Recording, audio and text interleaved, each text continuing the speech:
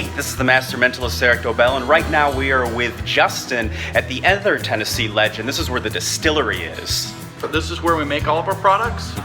Here we produce 19 different varieties at the moment. We have a variety of whiskey, moonshines. Of course, moonshine's what became famous in this area and has boomed so much. But we've been branching out and doing some other things as well as the whiskey and moonshine. We do cream liqueurs. I recently brought out a rum, our first white rum. We do a vodka as well, and I'm working on a few new special projects coming out. Ooh, okay. So you kind of like the, what would the word be, like a brewmaster? The head distiller. Head distiller. Yeah. Okay, so you come up with the different types of, what are they, flavors? Yeah, so we do a lot of flavored products here, Okay. so I'll work on different flavor blends, but I'm also responsible for creating our mash bill for distillation, and doing, of course, our distillation process, all of our blending, and then, of course, I'm in charge of handling bottling as well. Okay. All of our research on new projects, as well as producing everything that we make. If you don't mind me asking, where you get the ideas from? All kinds of different stuff. Sometimes I'll peruse the ice cream aisle and look at crazy ideas. Yeah. Like for our cream liqueurs, a lot of our ideas came from desserts. We do a creme brulee cream that's absolutely fantastic. Sometimes it's inspired by dishes that I like. I'm going to be bringing out very soon a mango jalapeno margarita, and that's kind of inspired by one of my favorite Thai dishes, which is a mango curry.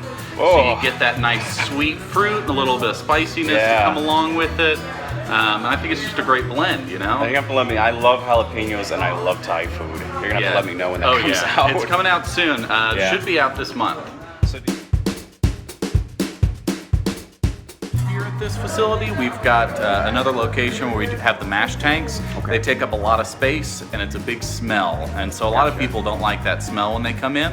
But I can show you around, check out our bottling room, see one of our research stills, and show you what we've got. let's do it. You'll have to forgive the mess a little bit, but this is my favorite room.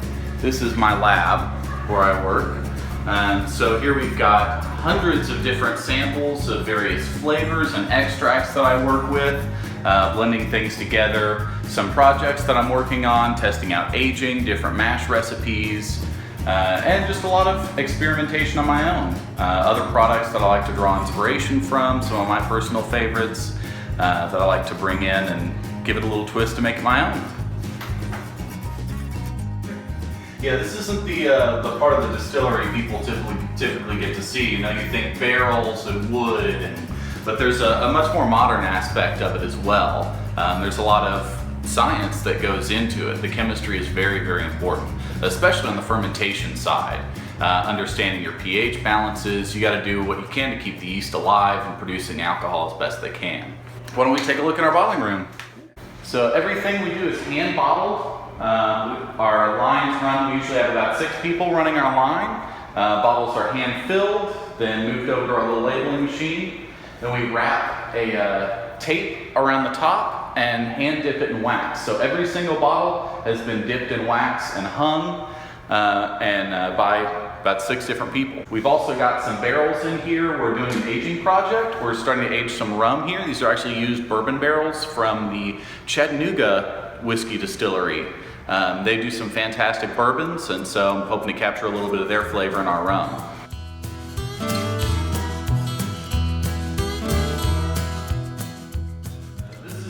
This is like a small testing still, basically. We can do small batches here, but it's not a full-size production still.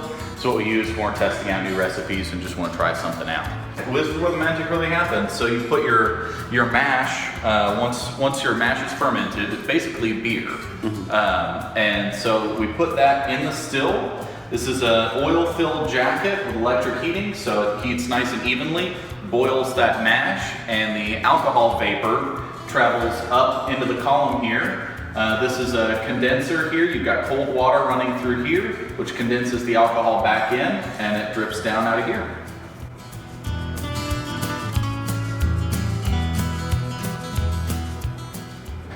It's a combination of hot and kettle still. So if we're making whiskey, where you want something that's got a lot of flavor and really bold, you open up all these chambers and just let it run clean through, so you get one pass through in distillation and you get a nice flavorful spirit. we're doing vodka, we can close off the plates between these, and each layer of plate, you get another layer of distillation. So you actually get 6 distillations through this column on one pass. And so for making vodka, that gives you a very, very clean spirit on the finished product. This is where we bring in the our spirit from our other facility and have it stored here in our totes. So when I'm mixing up a batch, we take the spirit from here, mix it in these mixing tanks. We do about 250 gallons at a time, typically, which is pretty darn small for the liquor industry. And we do all our mixing here. We have a scale. Everything is done by weight, and it has to be done very, very precisely. Of course, there's lots and lots of government regulations, so it's very important that we know exactly how much alcohol we're using, that the proof is exactly what we say it is. It's very important to be so specific with this. Of course, it's all taxed.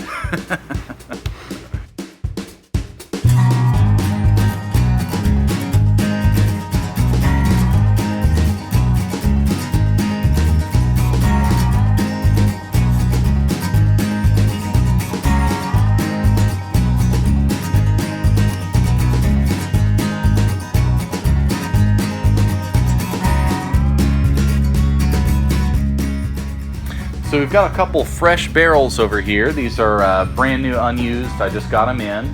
These are new American oak barrels, char number 3, which for bourbon, of course, you have to char the insides of the barrels. And they do char in different levels, ranging from 1 to 5, to indicate how heavily charred it is. So you can kind of pick how much of that oak flavor you want to impart into your bourbon. So I picked number 3. It's kind of a good middle ground. I like it. You get a lot of wood, but it doesn't overpower your grain flavors. If you haven't seen fresh barrels before, these are a lot lighter than you might be used to seeing. And once we fill it with spirit and the wood soaks up all the spirit, the wood will turn much darker. They smell great too. You can stick your nose inside a little hole there, and it smells delicious. Oh my God, that does smell great. I want to get a candle made that smells like that. That is amazing. Wow. First, I want to say thank you to Kyle and Justin for having me come down and shoot those vlogs with them. I had a lot of fun. And if you guys are ever in the Gatlinburg area, which we hope you are to come see Impossibilities, be sure to check out Tennessee Legend. I promise if you're a whiskey or moonshine fan, you are not going to regret it. I also want to thank you, the viewer, for watching this video, and I hope that you check out some more of our videos. If you enjoyed it and you have any questions or comments or suggestions for future videos, just leave it in the comments section below. Other than that, don't forget to hit the like button, share this with your friends, and don't forget to subscribe.